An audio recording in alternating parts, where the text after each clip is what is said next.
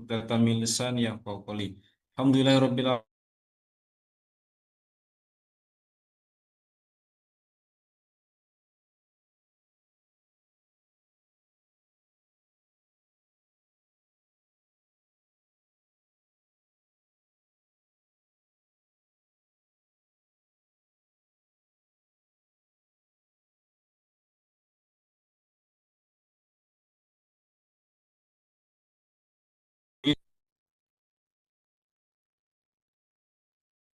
Yaitu Majelis Hijrah Bersama UAS. Saya mendoakan untuk Bapak Ibu semuanya yang sudah hadir pada malam hari ini, semoga dalam kondisi yang sehat walafiat dan bahagia.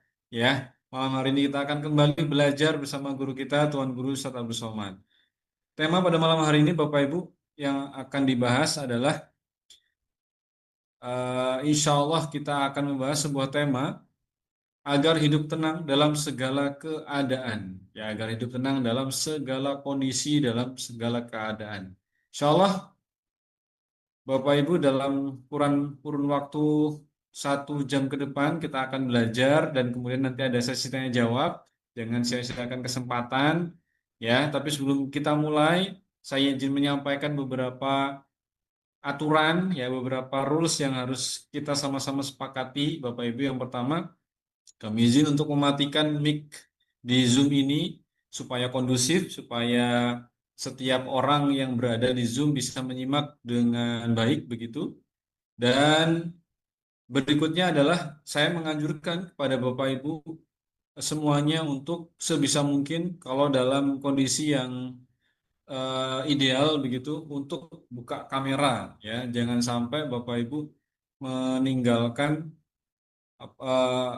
Zoom ini, ya, meninggalkan kesempatan Zoom ini dengan hanya Bapak Ibu hadir tapi tanpa tanpa ada keseriusan di dalamnya, ya. Bapak Ibu, kami menganjurkan untuk open cam, ya, buka kameranya kalau dalam kalau Bapak Ibu kondisinya sedang siap di tempat. Kecuali Bapak Ibu sedang safar mungkin, ya. Kecuali sedang dalam kondisi yang tidak ideal, kami memperbolehkan. Berikutnya, Bapak Ibu, eh, setiap ilmu nanti yang disampaikan, ya, mudah-mudahan ini akan jadi ilmu yang bermanfaat, ya. Maka kami menganjurkan juga kepada Bapak Ibu untuk membawa buku catatan, ya. Buku catatan ini dengan harapan setiap ilmu yang Bapak Ibu dengar tidak hanya menguap begitu saja, tapi Bapak Ibu bisa mencatatnya menjadi sebuah hasanah ilmu yang nanti bisa kita sampaikan ulang. Oke, begitu Bapak Ibu sepakat, ya. Mari kita awali dengan membaca ta'awuz dan basmalah. A'udzubillahi minasyaitonirrajim. Bismillahirrahmanirrahim. Rabbi zidna ilman warzuqna fahman. Baik, tanpa berpanjang lebar, saya yakin Bapak Ibu bukan pengen mendengarkan saya. Bapak Ibu sangat sudah tidak sabar untuk belajar pada malam hari ini bersama Tuan Guru. Langsung saja kepada yang kami muliakan, Ustadz Abdul Somad, kami persilakan. Bismillahirrahmanirrahim. Alhamdulillah, Allahumma sholli ala sayyidina Muhammad wa ala ali sayyidina Muhammad. Bapak Ibu, abang kakak adik sahabat jamaah hijrah bersama Ustaz Abdul Somad yang dimuliakan Allah Subhanahu wa taala. Tema kita malam ini agar hidup tenang dalam segala keadaan. Bang Alvin Firdaus beserta seluruh tim yang ada di Pontianak, yang ada di Riau, sahabat hijrah bersama Ustaz Abdul Somad. Pembahasan yang pertama adalah definisi tenang. Apa itu tenang? Menurut Kamus Besar Bahasa Indonesia, tenang itu diam, tidak bergerak. Makanya ayat tetap tahiyatul masjid, dilanggar tetap tahiyatul masjid. Allah. Majtama'a qaumun fi baitin min buyutillah. Menenangkan hati itu adalah masjid. Biasakan ke suatu kota, ke satu kampung, ke satu daerah, mampir wudhu masjid. Karena di situ banyak malaikat-malaikat, berkah-berkah, bekas-bekas orang-orang soleh, ulama-ulama. Hadisnya riwayat Muslim. 7. Masih sambungan hadis tadi. Majtama'a qaumun fi baitin min buyutillah yatsluna kitaballah, baca Al-Qur'an. Yatsluna kitaballah, baca Al-Qur'an. Saya belikan Al-Qur'an untuk almarhumah mak saya, Quran besar. Karena matanya sudah tua, nggak bisa. Belikan untuk ibu, untuk ayah masih hidup, belikan Quran besar. Satu halaman, satu rakaat. Jadi kalau 8 halaman untuk tahajud, maka disebut dengan mushaf tahajud. Saya beli di Kairo, di Mesir. Titip sama adik-adik di Mesir. Atau kalau ada di tempat kita di Syamil Bandung ada. Penerbit Quran Syamil Bandung ada. Jadi membaca Al-Quran itu menenangkan hati. Ada buku dicetak oleh Republika Press, kisah Irfan Hamka, anak Buya Hamka, tentang Buya Hamka yang duduk baca Quran sampai 7 juz. Ditanya sama Irfan Hamka, anak Buya Hamka, Buya, kenapa Buya baca Quran selama itu? Karena hatiku teringat pada almarhumah ibumu. Jadi Buya Hamka untuk menenangkan hatinya itu membaca Quran. Baca Quran. Bismillahirrahmanirrahim. Innal ladzina amanu wa 'amilus solihati kanat lahum jannatul firdausi nuzula khalidina fiha la yabghuna 'anha hiwala. Jangan terlalu cepat, jangan terlalu pelan. Yatsluna kitaballah, membaca Al-Quran. Masih hadis yang sama, riwayat Muslim. Yang ke-8. Wa yatadarasunahu fima bainahum, mengkaji isinya. Mengkaji isinya. Majelis ilmu. Majelis fikih, majelis akidah, majelis akhlak, majelis fikih, majelis tafsir, Ibnu Katsir, majelis hadis besok subuh Riyadhus Shalihin, majelis hukum halal haram. Terserah mau majelis apa. Yang penting di dalam majelis itu ada ketenangan. Jangan larikan ke maksiat. Nauzubillah. Haffat bihimul malaikah, mereka dikelilingi malaikat. Nazalat alaihimus sakinah, turun ketenangan ke dalam hati mereka. Wa dzakarahumullahu fi man indah, mereka dibanggakan Allah Ta'ala kepada para malaikat. Berikutnya yang ke-7. Berikutnya yang ke-9. Berikutnya yang ke-9 adalah la yaq'udu qaumun majtama'a qaumun. Lihat bunyi kalimatnya, hadis yang ada dalam Sahih Muslim tadi. La yaq'udu qaumun majtama'a qaumun. Apa maksudnya sini? Jangan sendirian, ngumpul. Ngumpul. Mangan orang mangan, yang penting ngumpul. Jadi kalau ada orang mana mau ngopi sebentar, itu sebenarnya dia mau menenangkan hati. Tapi majelisnya majelis yang baik. Ngumpul. Ngobrol. Sekarang udah nggak ada lagi majelis ngobrol. Dulu acara akikah ngobrol, walimah ngobrol. Sekarang udah nggak ngobrol lagi. Di acara walimah sibuk dengan lagu dangdut, nggak sempat ngobrol. Di kafe yang satu megang handphone, yang satu megang laptop. minum kopi, say hello, pulang. Nggak ada ngobrol lagi. Makanya saya usahakan untuk ketemu dengan kawan-kawan setiap saya pergi ke daerah. Malam habis ngaji jam 11 kita ketemu, minum kopi. Besok subuh Ustadz, nggak apa-apa, jam 12 kita pulang ke hotel. Ngobrol, cerita, termasuk kemarin ketemu dengan di jadwal tuh. Besok zuhur ketemu si Anu. Nanti habis isya ketemu si Anu. Besok subuh ketemu si Anu. Usahakan silaturahim ketemu sama orang. Ketemu dengan orang itu bisa jadi kita menjadi pendengar yang baik, orang ngomong, atau bisa jadi kita yang ngomong, orang yang dengar. Tapi perhatikan jangan sampai riba, jangan sampai maksiat.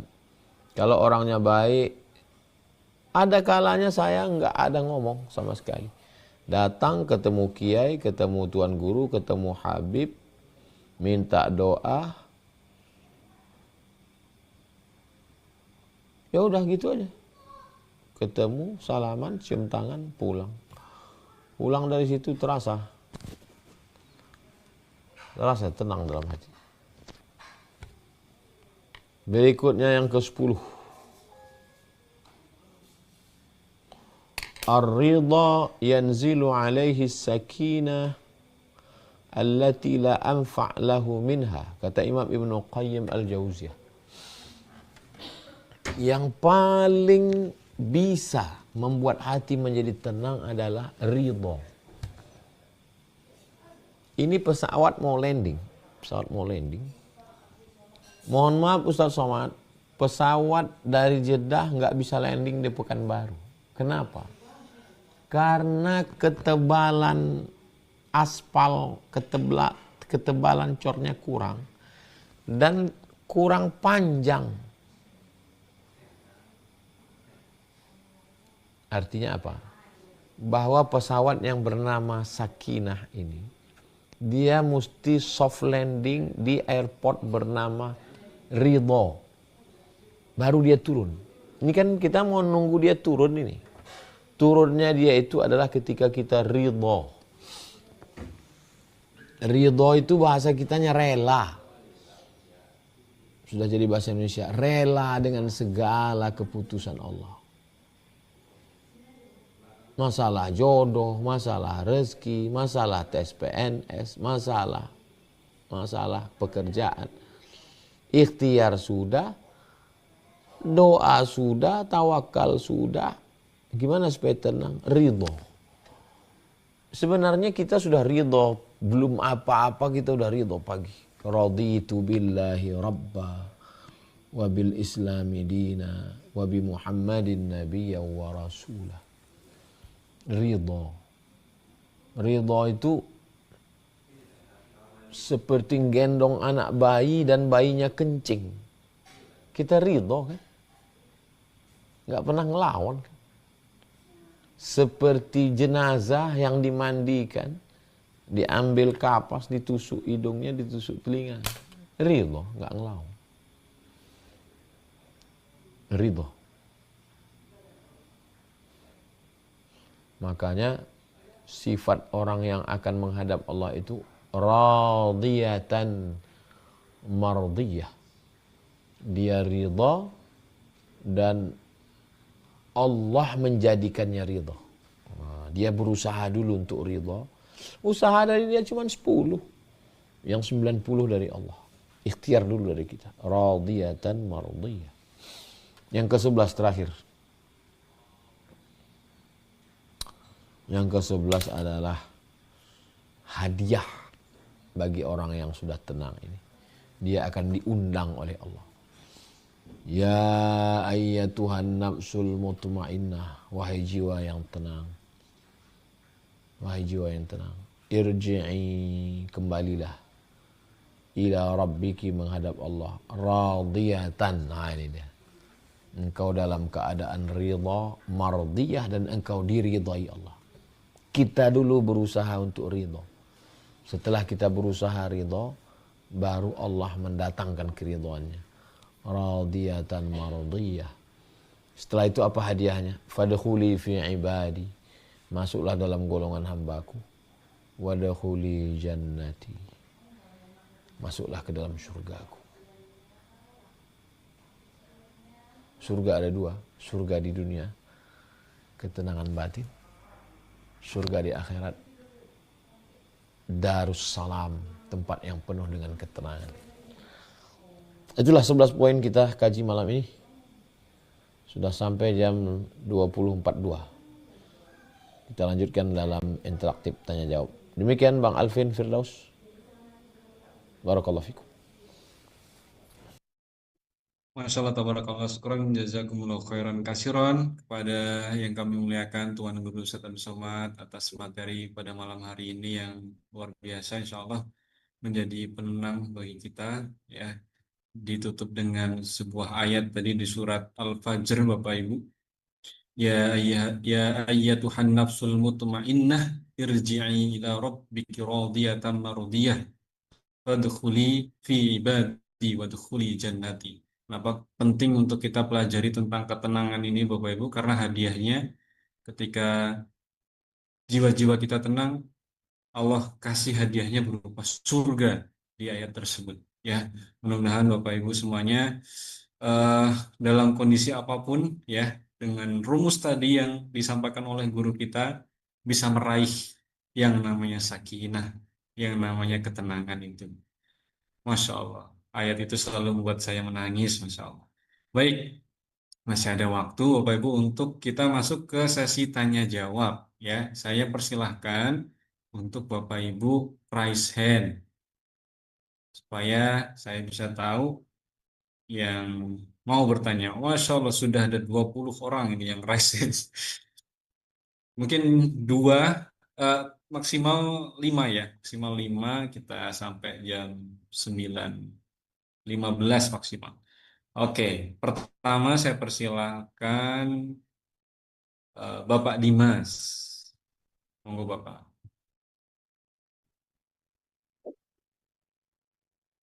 Terima kasih. Assalamualaikum warahmatullahi wabarakatuh. Waalaikumsalam.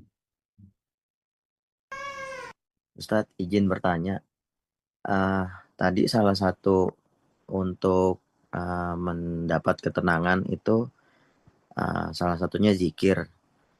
Nah, alhamdulillah saya sudah coba untuk berzikir. Bahkan ketika ada kerisauan atau ketidaktenangan, saya sholat, baik sholat sunnah yang ada atau sholat mutlak.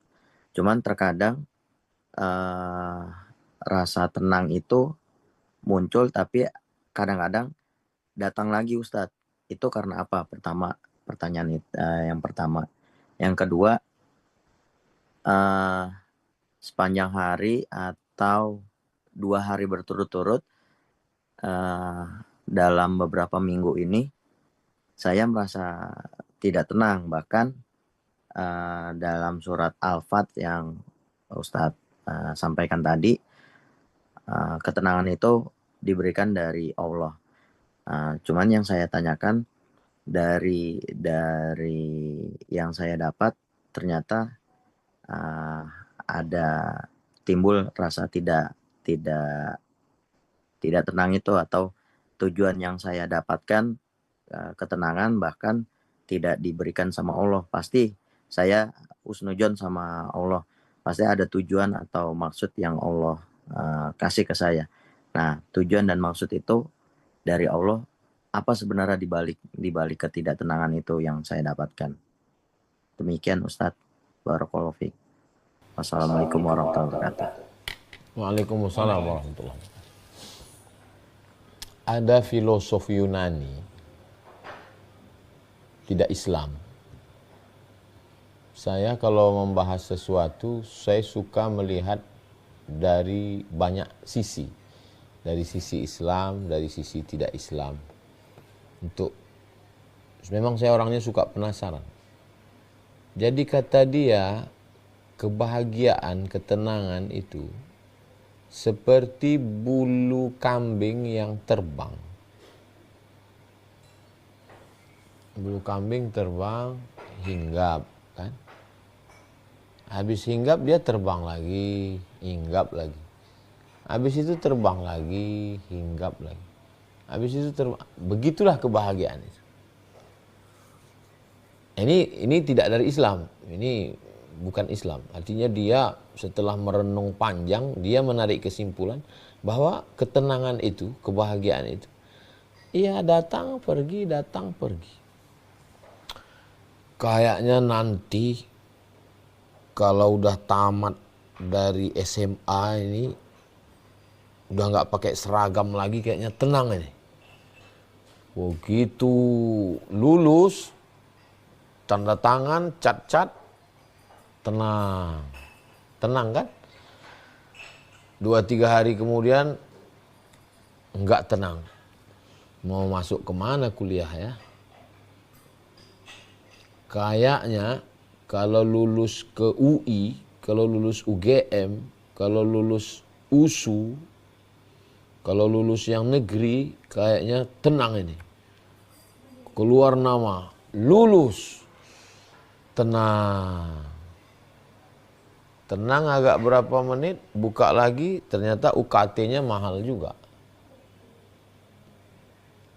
Kayaknya nanti kalau udah habis kelas ini, udah nggak presentasi lagi, udah nggak ada beban 12 SKS lagi, kayaknya tenang ini. Habis materi, tenang. Ternyata datang lagi skripsi. Kayaknya nanti kalau sudah LC tenang ini. Udah selesai LC, alhamdulillah. Tanya orang, rencana mau MA kemana? Enggak tenang lagi. Nanti kalau sudah selesai MA dari Maroko nih kayaknya tenang ini. Sidang munaqashah, dapat beasiswa, belajar nulis, tenang. Masa enggak doktor kata orang? Kayaknya kalau doktor nanti tenang. Begitulah kita terus. Apa yang membuat kita itu tidak tenang? Karena kita menggantungkan ketenangan kepada sesuatu. Karena kita menggantungkan ketenangan itu kepada sesuatu. Sehingga kalau sesuatu itu dapat, kita tenang. Kalau sesuatu itu enggak dapat, kita enggak tenang. Saya bukan sedang menyindir orang, saya sedang membicarakan orang. Saya sedang membicarakan diri saya sendiri. Bahwa saya dulu begitu. Saya menggantungkan ketenangan itu kepada keberhasilan, kepada benda, kepada target-target. Padahal sebenarnya ketenangan itu adalah ketika kita mensyukuri yang ada, bahwa kita dalam hidup juga punya target, ya dapat ya alhamdulillah. Nggak dapat berarti menurut ilmu Allah, bukan menurut kita, berarti menurut ilmu Allah memang kita nggak cocok di situ, nggak level kita. Nah, itulah yang ketenangan yang datang dari Allah itu, bukan ketenangan yang semu. Saya sudah sholat sunat, saya sudah zikir, tapi kenapa saya nggak tenang? Gimana saya bisa husnuzon kepada Allah? Nah, begini, ada orang pakai baju dari suf. Ini baju saya ini dari cotton. Qop-ta-nun, cotton. Qop-ta-nun, cotton. Kapas. Orang barat bilangnya cotton. C-O-T-T-O-N. Cotton. Dari kapas. Tapi ada orang yang nggak mau pakai baju dari cotton. Dia pakai baju dari suf. Suf itu bulu kambing. Bulu kambing yang dipintal jadi benang, benangnya ditenun jadi kain. Mirip kayak ini. Tapi kalau ini dipakai, saya kepanasan, berkeringat, saya nyaman. Kenapa? Karena kapas ini menyerap keringat. Tapi kalau yang saya pakai baju suf tadi, baju suf itu kalau saya pakai, makin berkeringat, makin panas, makin gatal. Pertanyaannya, Kenapa mereka mau pakai baju suf? Kenapa nggak pakai baju cotton? Jawabannya, kalau pakai baju suf, nyaman, lupa sama Allah. Kalau pakai baju cotton, panas, berkeringat, datang kapas, tenang, nyaman, adem, ayam, lupa sama Allah. Tapi kalau pakai baju suf, makin panas, makin berkeringat, makin gatal, ingat sama Allah. Lebih baik menderita, tapi ingat Allah, daripada nyaman melalaikan Allah. Ini prinsip mereka yang pakai baju suf. Mereka ini disebut dengan sufi. Sufi, orang yang pakai baju suf. Kita mengenal istilah sufi. Hati-hati, dia itu sufi itu.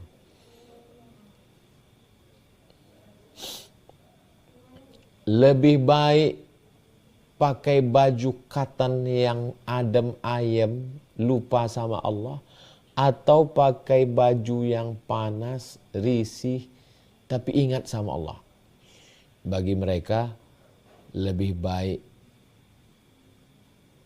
susah hati tapi ingat Allah daripada tenang hati lalai kepada Allah. Begitu Pak apa tadi Bang Alvin? Kak Dimas. Ustaz. Begitu Pak Dimas. Wallahu a'lam bishawab. Baik, terima kasih Ustadz atas jawabannya. Terima kasih juga untuk Bapak Dimas atas pertanyaannya. Mudah-mudahan terjawab dengan apa yang disampaikan oleh Tuan Guru barusan. Baik, kami langsung saja supaya efisien waktunya, Bapak Ibu. Kami persilakan selanjutnya kepada Ibu Ana Al-Ihya. Silakan dibuka mic-nya, Ibu. Assalamualaikum warahmatullahi wabarakatuh. Waalaikumsalam. Ustadz, saya izin bertanya, mengapa hati sering gelisah dan pikiran kacau, padahal kebutuhan hidup sudah terasa tercukupi? Itu saja Ustadz. Syukran, jazakallahu khairan. Hati itu bahasa Arabnya qalb. Qalb, lamba, qalb. Qalb artinya berbolak-balik. Berbolak-balik. Jadi kalau kita bertanya, kenapa hati saya berbolak-balik? Ya memang namanya bolak-balik. Ma sumiyal qalbu biqalbin illa litaqallubihi. Hati itu tidak disebut hati, melainkan karena sifatnya yang berbolak-balik itu. Makanya kita minta sama Allah, ya muqallibal qulub, wahai engkau yang membolak-balikkan hati, tsabbit qalbi, kokohkan hatiku. Jangan buat dia bolak-balik. Hati yang enggak bolak-balik lagi apa namanya? Namanya fuad. Level bawah bolak-balik. Naik ke atas namanya fuad. Nabi Muhammad sudah sampai ke level itu. Makanya dalam Isra Mi'raj bunyi ayatnya, ma kadzabal fuadu ma ra'a. Hati Muhammad SAW tidak berdusta tentang apa yang dia lihat. Dia sudah sampai pada level fuad. Ustadz Somad, saya masih qalb, berbolak-balik. Ada orang pagi tenang, petangnya galau. Kalau saya enggak, pagi itu tenang, pagi itu juga galau. Enggak ada angin, enggak ada hujan, bangun pagi suntuk aja pikiran. Terus berarti Allah ingin saya mendekat kepadanya. Saya husnuzon bahwa saya enggak berkuasa. Saya enggak ada kuasa terhadap hati saya ini. Saya berkuasa terhadap tangan saya. Saya bisa diam. Saya berkuasa terhadap mulut saya. Saya berkuasa terhadap mata saya. Tapi saya tidak kuasa terhadap hati saya. Nanti kayaknya pas diceramah di kantor ini hati saya tenang. Ternyata sampai di situ enggak. Jam 12 siang di tanah lapang, panas terik. Menurut prediksi saya enggak akan tenang di situ nanti. Tapi nyatanya saya tenang di situ. Saya nyambung dengan jamaah. Di kantor, pakai AC. Adem, ayam, jamaahnya nggak terlalu ramai. Menurut prediksi saya akan tenang nanti waktu menyampaikan. Sampai di situ saya nggak tenang, nggak nyambung ngomong. Jadi banyak hal yang saya alami, yang saya jalani. Tapi saya husnuzon sama Allah. Makin saya tidak tenang, makin saya risau, berarti saya semakin mendekatkan diri kepada Allah. Sebelumnya, ya Allah tolong aku hambamu, aku nggak punya apa-apa, la haula wala quwata illa billah. Ala hazihi niyah al-Fatihah. Acarakah dia, urusankah, urusan pondok, urusan keluarga, beli tanah, masalah bangunan, rapat, masalah santri, masalah pengajian, masalah pribadi, masalah keluarga. Jadi sebenarnya hubungan kita dengan Allah itu bukan seperti hubungan suami istri. Bukan seperti hubungan karyawan dengan direktur. Bukan hubungan antara pengacara, lawyer dengan customer. Hubungan kita dengan Allah itu memang betul-betul abdun. Abdun yang nggak punya apa-apa. Abdun itu dirinya pun dia nggak punya. Abdullah, aku ini hamba Allah. Aku yang nggak punya apa-apa. Jadi kalau Allah buat hatiku risau, berarti Allah suruh banyak aku bersalawat. Allahumma salli ala sayyidina Muhammad, Allahumma salli ala sayyidina Muhammad, Allahumma salli ala sayyidina Muhammad. La ilaha illallah, la ilaha illallah. Tolong aku ya Allah. Tenang dia. Nanti gak lama lagi datang lagi dia. Minta lagi sama Allah. Berarti Allah ingin saya dekat dengan dia. Berarti Allah sayang sama saya. Berarti dia ingin saya tidak putus pengharapan dengan dia. Enggak putus kontak. Kalau saya bahagia, kalau saya kaya raya, kalau kita banyak harta, kita bahagia, kita kan bisa membahagiakan orang, Pak Ustadz. Belum tentu. Siapa bilang? Itu kan kata kita. Makanya hubungan dengan Allah itu husnuzon. Saya husnuzon pada Allah. Bahwa segala penderitaan hidup saya berdarah-darah. Allah ingin saya dekat dengan dia. Itu saja. Itu simple saja cara saya berpikir. Dibuatnya saya menderita di atas penderitaan. Sakit di atas sakit. Dan yang saya alami, di saat sedang sakit, susah, itulah sujud itu nikmat sekali. Subhan rabbiyal a'la wa bihamdi, subhan rabbiyal a'la wa bihamdi, subhan rabbiyal. Bulan Rajab, bulan Sya'ban, bulan Ramadan, puasa saya 3 bulan. 2019, April fitnah pilpres, dikejar-kejar, babak belur. Datang COVID, disitulah terasa puasa itu begitu nikmat. Rajab, Sya'ban, Ramadan. Kalau boleh ada Syawal tambah lagi. Disitulah terasa nikmatnya sendirian bangun malam sujud itu lama sekali. Boleh jadi di sini. Jadi menurut saya saat saya susah itulah Allah sayang sama saya. Waktu saya senang-senang, saya lupa sama Allah. Coba perhatikan kehidupan nabi-nabi. Coba perhatikan kehidupan Maryam. Maryam yang nggak pernah disentuh laki-laki, yang nggak pernah melihat laki-laki. Tinggalnya di mihrab tertutup, makanannya diantar Zakaria. Apa yang terjadi? Hamil gak ada suami. Gila di atas gila. Apa kata dia? Ya laitani muttu qabla hadha. Andai aku mati sebelum ini. Andai aku mati sebelum ini ya Allah. Wa kuntu nasyan mansiya. Aku menjadi orang yang terlupakan. Gak ada yang ingat aku. Gak apa-apa kata Maryam. Nabi Muhammad SAW.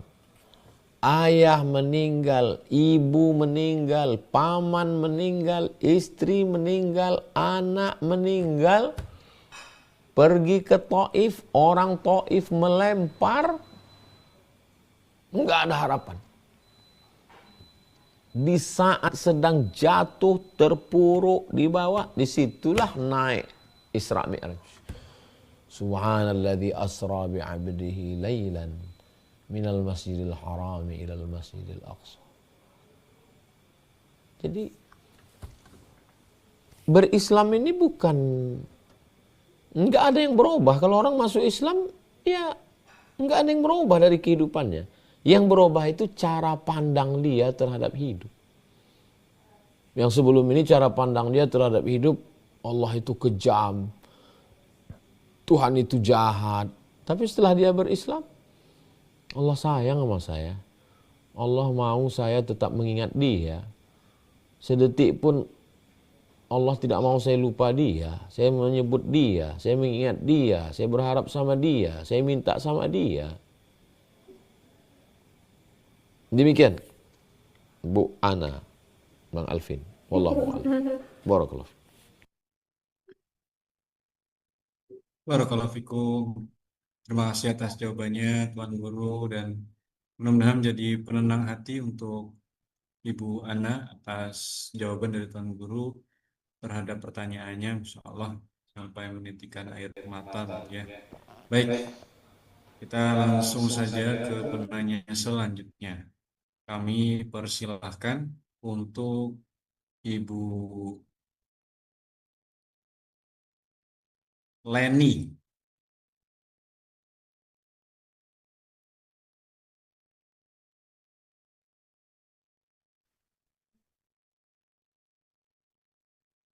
Halo Ibu, mohon dibuka kameranya dan buka mic-nya.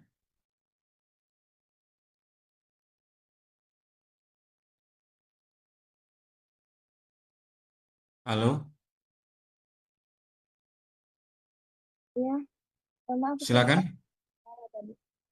Baik, Assalamualaikum warahmatullahi wabarakatuh. Waalaikumsalam. Ustadz, saya ingin bertanya, bagaimana seorang Muslim seharusnya menyikapi rasa takut akan masa depan tanpa terjebak dalam kecemasan berlebihan dan mental down? Dan bagaimana cara membedakan antara sabar yang berpahala dan sabar yang hanya memendam luka? Syukron, Ustadz.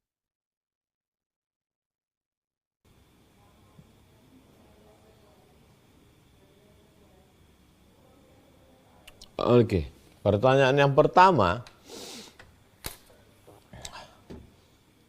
bagaimana nanti masa depan anak saya, gimana sekolah dia, gimana kalau saya mati, apakah saya bisa melihat dia nikah nanti, apakah dia dengan istrinya bisa bahagia.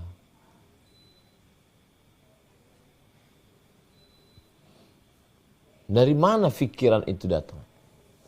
Pikiran itu datang dari pikiran kita sendiri. Namanya hadisun nafsi, lintasan-lintasan pikiran.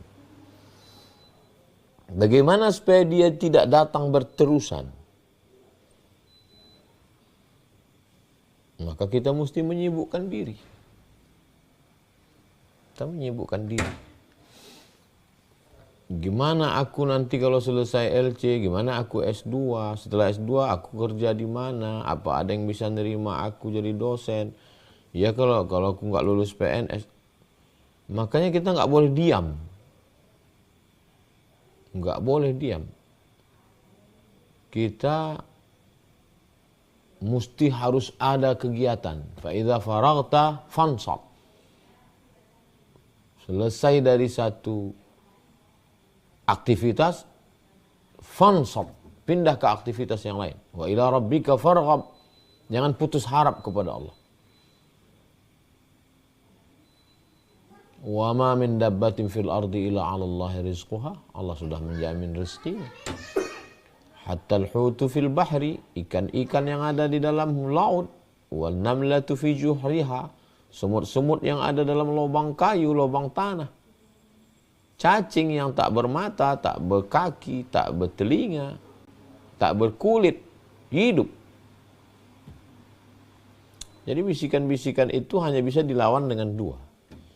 Yang pertama, dengan keyakinan untuk menghalau bisikan. Aku yakin Allah menjagaku, aku yakin Allah menjaga anakku, aku yakin Allah punya ketentuan, punya takdir. Yang kedua adalah dengan kesibukan aktivitas. Saya baru landing sore tadi. Begitu sore saya melihat saringan kolam ikan. Saya memotong dahan-dahan pohon yang sudah mulai semak.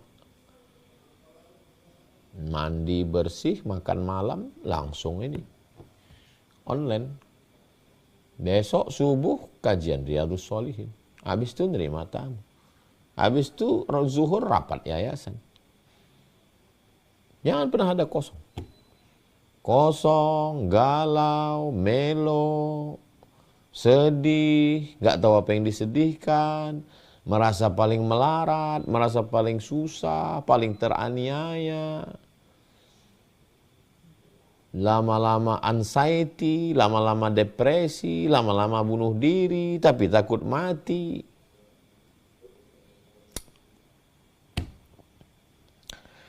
Dua, sabar yang dapat pahala itu tiga. Sabar ketika beribadah. Sabar bangun malam, sabar bangun masjid, sabar bangun pondok, sabar mewakafkan harta, sabar mengasihi semua duit YouTube 120 juta. Sabar, itu namanya sabar paling tinggi. Sabar yang kedua, sabar dari dosa. Sabar nggak nyabu, sabar nggak pacaran, sabar nggak dugem, sabar nggak main judi online. Sabar yang ketiga, sabar yang paling level paling bawah. Sabar ketika sakit, sabar ketika rugi, sabar ketika dikecewakan, sabar kena PHP. Itu sabar. Adapun sabar Pak Haji, anak Pak Haji tadi dibawa orang, saya sabar. Itu sabar jahanam itu.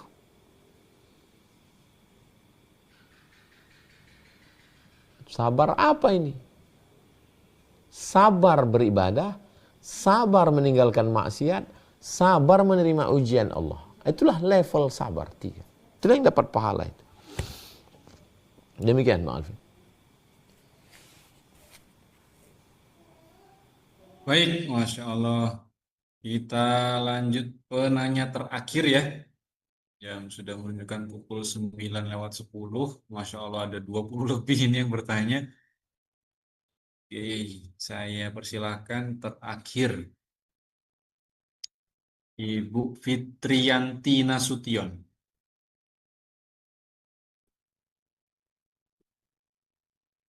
Assalamualaikum warahmatullahi wabarakatuh, Ustadz. Waalaikumsalam Wah, warahmatullahi. Izin bertanya, Ustadz, boleh nggak Ustadz kita melatih keyakinan atau tawakal kita itu kepada Allah, misalkan gini Ustadz.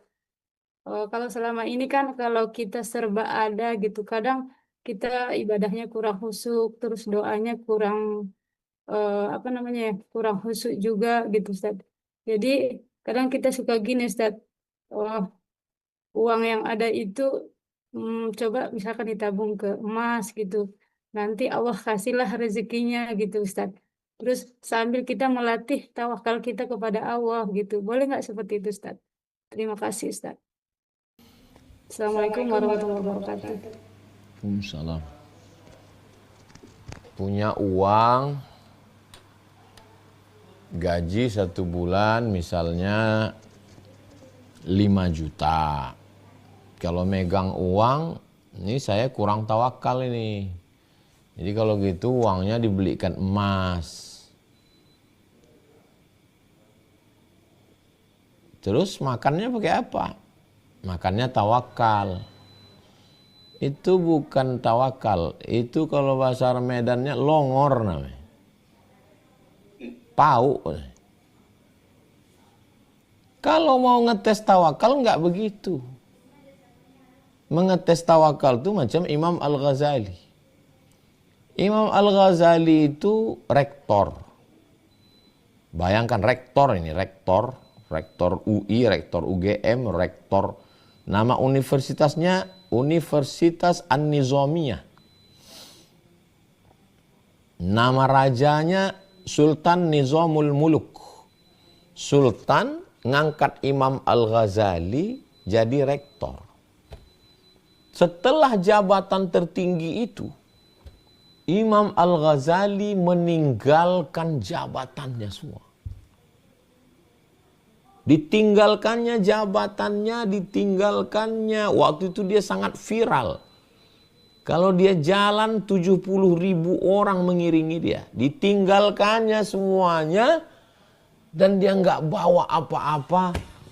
11 tahun di menara Masjid Damaskus. Jami' Al-Umawi. Uzlah meninggalkan dunia. Kata dia kalau mau uzlah yang dibawa cuma 3. Kalau mau uzlah 3. 1, bawa timba. Kalau mau uzlah bawa 1 timba. Kenapa? Supaya jangan pakai timba orang. Bawa timba. Yang kedua, bawa jarum jahit. Supaya apa? Supaya kalau kain koyak jahit sendiri enggak minta sama kain orang. Yang ketiga, cukup makanan 1 hari. Supaya apa? Supaya tidak mengemis meminta-minta kepada orang. Tapi kalau gaji pokok disimpankan ke emas, mungkin yang mendengar ini tersinggung, saya bilang pau. Disimpankan ke emas kan masih ada emasnya. 5 gram emasnya. Habis itu pura-pura miskin dia, emasnya banyak. Kalau mau ngetes tawakal itu nggak begitu. Ikutlah Imam Al-Ghazali. Dan saya nggak sanggup. Saya nggak sanggup untuk meninggalkan PNS, sanggup saya. Karena ditekan-tekan rektor tuh saya tinggalkan juga. Daripada saya ditekan-tekannya, sok mantap kali dia. Keluar saya. Daripada di sidangnya saya, 4 kali saya disuratinya. Komite ASN. Nggak mau saya datang. Keluar saya. Ini karena terpaksa. Tapi kalau mau betul ibu mau meninggalkan, jangan beli emas.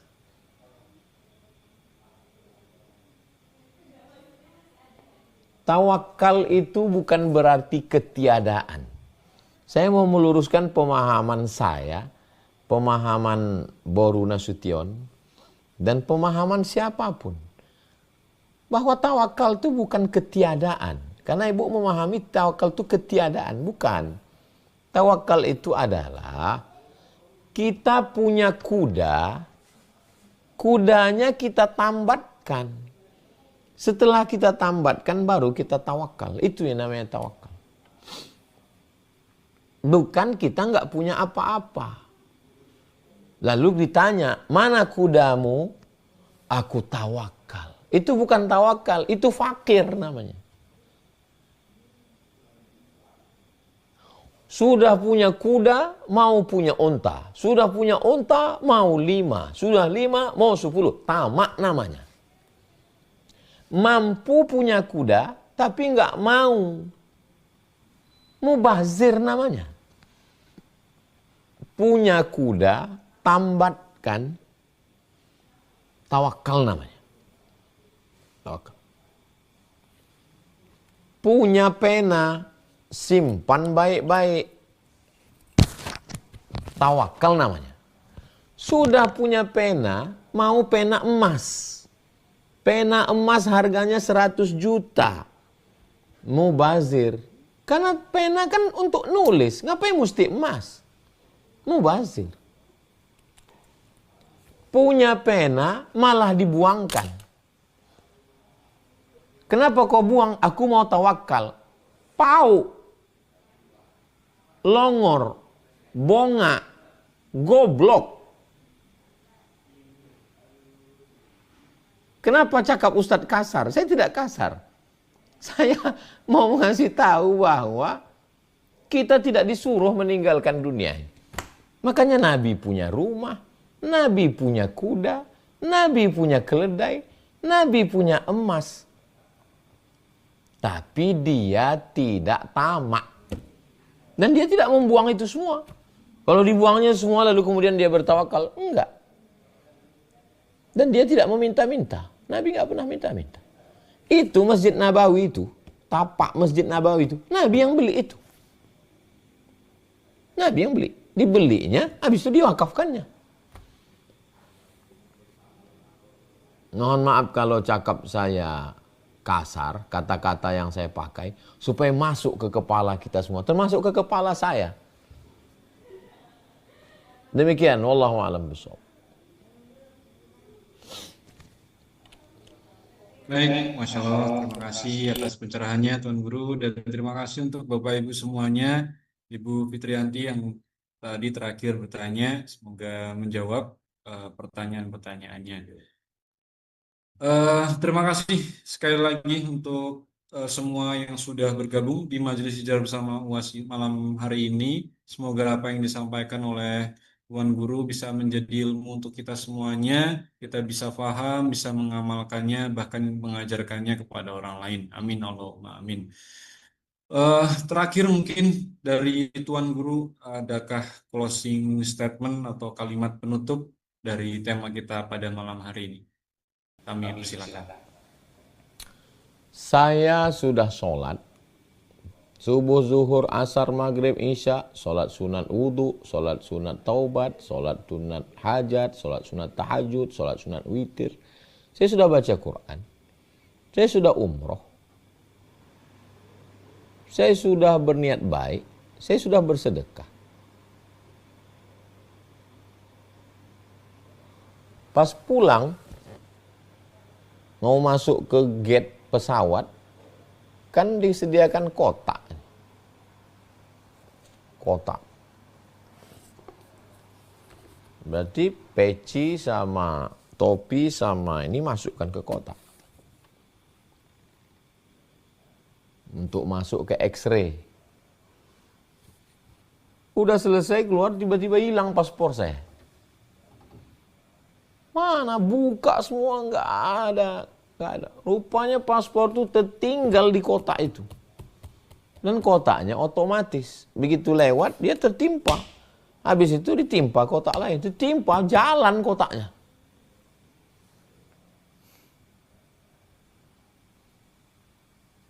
Dah, selesai. Dapat. Alhamdulillah. Tenang saya. Masuk pesawat. Masuk pesawat, tidur. Dari Jeddah nih, dari Jeddah ke Doha. Sampai Doha mau turun, ambil koper, mau turun di Qatar, Doha. Hilang lagi paspor itu. Kantong kanan nggak ada, kantong kiri tak ada, kantong belakang tak ada, kantong jaket nggak ada, tak ada, kantong ustazah nggak ada, buka lagi atas nggak ada. Datang pramugari itu membuka 3 kursi itu, 3 nggak ada semua. Nggak ada semua. Rupanya waktu tertidur itu, paspor itu kan di sini. Melompat paspor itu masuk ke lengan baju itu.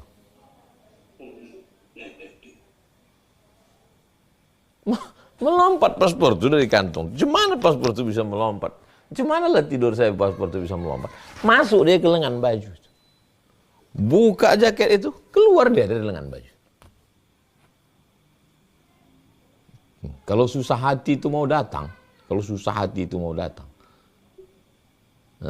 dah sampai ke hotel di Qatar. Rupanya udah 2 kali kena tuh trauma jadinya. 2 kali trauma, hilang pasporku lagi. Udah 3 kali nih tanya ustazah, mana paspor? Kata ustazah, semua orang yang datang ke Qatar ini paspornya dipegang oleh tour guide. Oh iya. Jadi kalau mau susah hati itu ada aja cara Allah.